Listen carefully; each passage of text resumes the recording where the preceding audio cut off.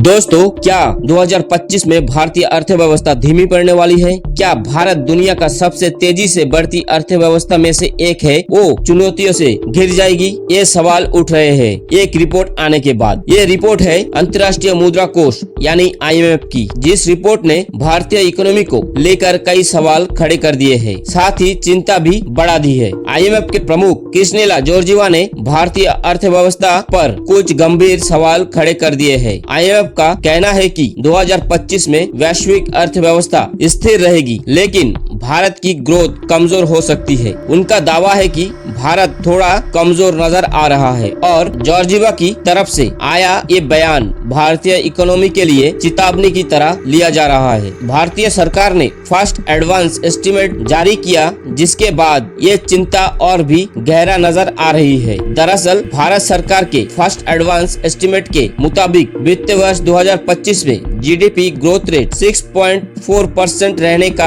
अनुमान है। ये आंकड़ा पिछले वित्त वर्ष के 8.2% के मुकाबले काफी कम बताई जा रही है। FY25 Q1 में GDP 6.7% बढ़ी थी, लेकिन दूसरी तिमाही में ये गिरकर सिर्फ 5.4% रह गई। ये गिरावट न केवल चिंताजनक है, बल्कि पिछले 4 सालों में ये सबसे निचला स्तर माना जा रहा है। ये घोषणा 2025-26 केंद्रीय बजट पेश होने से केवल 3 हफ्ते पहले की है। वही दूसरी ओर भारत के लिए एक और परेशानी सामने खड़ी है। अमेरिका के नीतियों से भी इंडियन इकोनॉमी के लिए अनिश्चितता बढ़ सकती है। डोनाल्ड ट्रंप, जो अमेरिका के 46वें राष्ट्रपति बन चुके हैं और अपनी गद्दी संभालने जा रहे हैं, उन्होंने चीन, कनाडा और मेक्सिको पर अतिरिक्त शुल्क लगाने की योजना बनाई है। IMF का कहना है कि ये नीतियाँ ग्लोबल बिजनेस को नुकसान पहुंचा सकती है और इसका असर भारत जैसे देशों पर भी पड़ सकती है। वही अगर दुनिया के दूसरी देशों की बात करें तो